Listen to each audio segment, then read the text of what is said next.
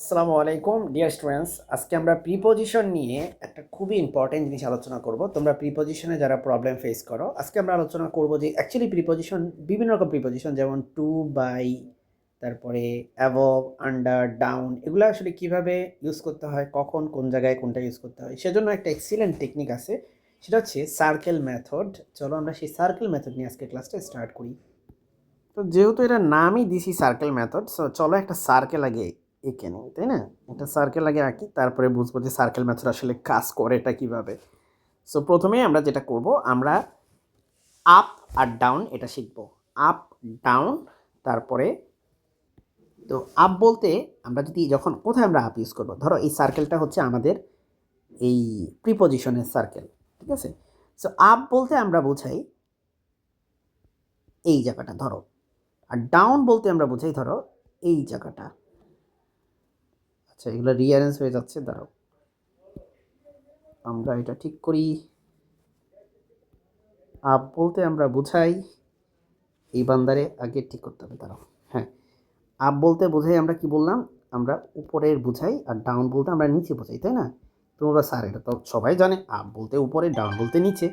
হ্যাঁ, কিন্তু অ্যাভব এটা বলে তো তুমি আরও কনফিউজড হয়ে যাও, অ্যাভব কি, তাই না? সেটাতে আমরা আসবো। অ্যাভব, আন্ডার, আন্ডারনিথ, বিনিথ, এই জিনিসগুলো, তারপর অ্যারাউন্ড। এখন দেখো আমরা আসি অ্যারাউন্ড। আপ বলতে তাহলে কি এগুলো, আর ডাউন বলতে এই নিচের এগুলোকে বোঝাবে। আচ্ছা, অ্যারাউন্ড মানে কি? অ্যারাউন্ড মানে এই সার্কেলের চারোদিকে। অ্যারাউন্ড, অ্যারাউন্ড মানে হচ্ছে এই যে চারোদিকে। অ্যারাউন্ড মানে চারোপাশে বোঝায়, সার্কেলের চারোদিকে, এটা হচ্ছে অ্যারাউন্ড। এরপরে দেখবো তোমরা অনেক সময় শুনে থাকো যে আমরা বলি যে থ্রু বা ইনটু।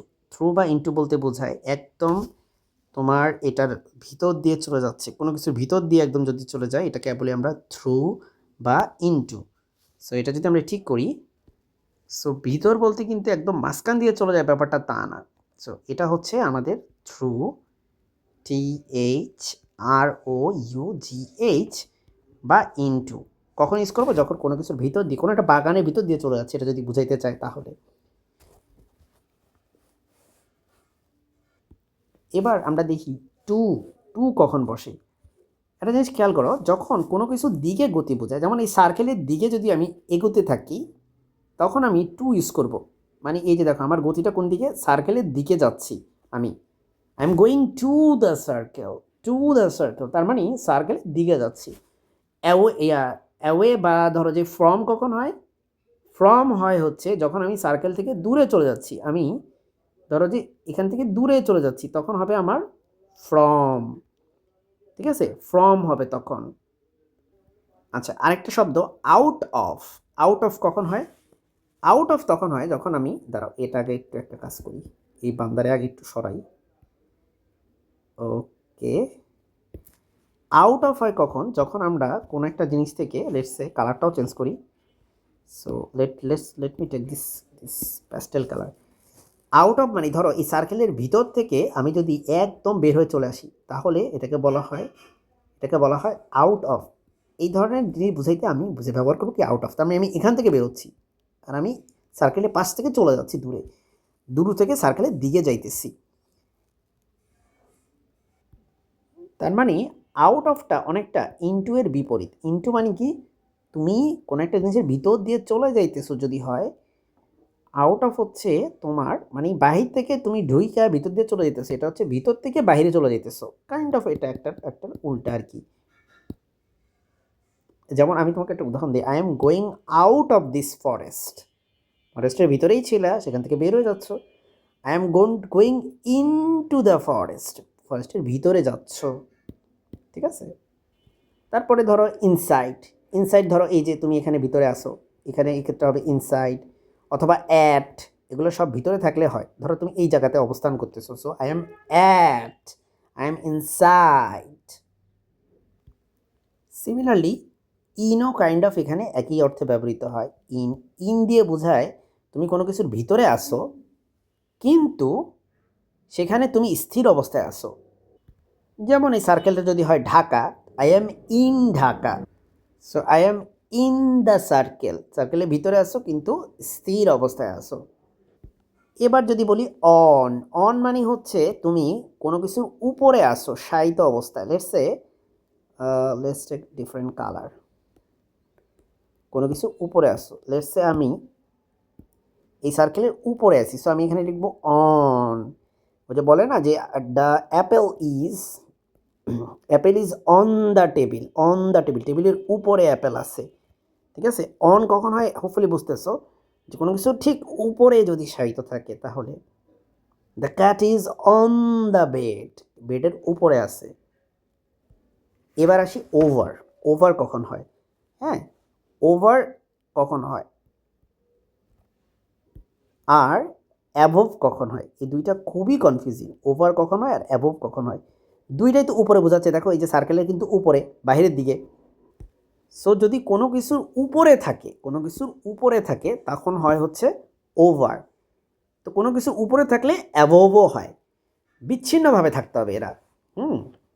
তাহলে দুইটাই বিচ্ছিন্নভাবে থাকবে, ভালো কথা। বিচ্ছিন্ন মানে একদম, ধরো একটা কথা উদাহরণ দিই, ধরো যে ফ্যানের উদাহরণ দিই। আমাদের মাথায় যে মাথার উপরে যে সিলিং ফ্যান আছে, এই সিলিং ফ্যানটা কি মুভ করতেছে কি মুভ করে না? মুভ করে। তাহলে এই সিলিং ফ্যানটা যেহেতু মুভ করে, তাই এটার ক্ষেত্রে তুমি ইউজ করবা হচ্ছে ওভার। বুঝতে পারছো? ওভার ইউজ করবা কেন? কারণ যদি কোনো মুভিং অবজেক্ট হয় তাহলে আমরা ওভার ইউজ করতে পারি। যেমন the ceiling fan is over my head, the ceiling fan is, the ceiling fan is over my head. তার মানে তোমার মাথার উপরে সে কিন্তু ঘুরতেছে, সেজন্য ওভার হবে। তাহলে অ্যাবোভ কখন হবে? অ্যাবোভ হচ্ছে যখন তোমার মাথার উপরে বা তোমার উপরে থাকবে, কোনো কিছুর উপরে থাকবে, শুধু তোমার কেন, কোনো কিছুর উপরে থাকবে কিন্তু সে স্থির অবস্থায় থাকবে। উদাহরণস্বরূপ যেমন ঝাড়বাতি, ঝাড়বাতি হচ্ছে, বা লেটস সে ফ্যান, বাট সে ফ্যানটা বন্ধ অবস্থায় আছে। বা light, light, let's say light, the light is above my head, the cat is above my head. Above my head মানে হচ্ছে মাথা থেকে উপরে আসে, বিচ্ছিন্নভাবে আসে, সে কোনো একটা জায়গাতে আসে, কিন্তু হ্যাঁ সে মুভ করতেছে না। যেমন লাইট মুভ করতেছে না, সিলিং ফ্যান কিন্তু মুভ করলে সেটা কিন্তু ওভার ইউজ করবা তখন। একই রকমভাবে তোমার কাছে আসছে হচ্ছে আন্ডার, আরেকটা হচ্ছে তোমার বিলো। বিলো কখন ইউজ হয়? বিলো ইউজ হয় যখন তোমার যে বস্তুটা আছে সেটা যদি বিচ্ছিন্নভাবে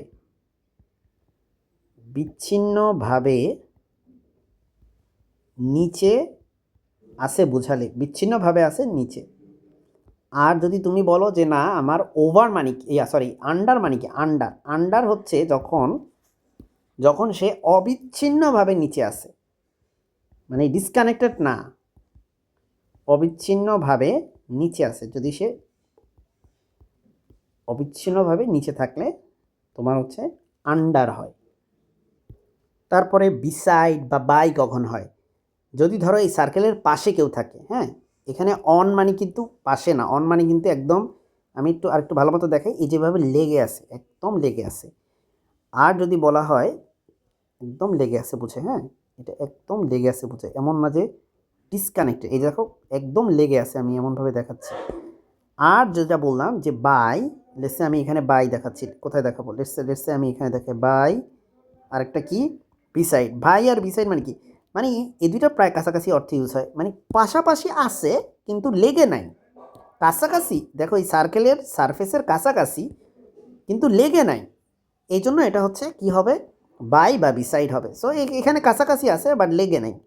সো এই হচ্ছে আমাদের প্রিপোজিশনের একটা সার্কেলের মেথড, এটা বোঝার। আমরা নেক্সট ক্লাসে প্রিপোজিশনের আরও আলোচনা করব। আজকে ভিডিও পর্যন্তই। আসসালামু আলাইকুম।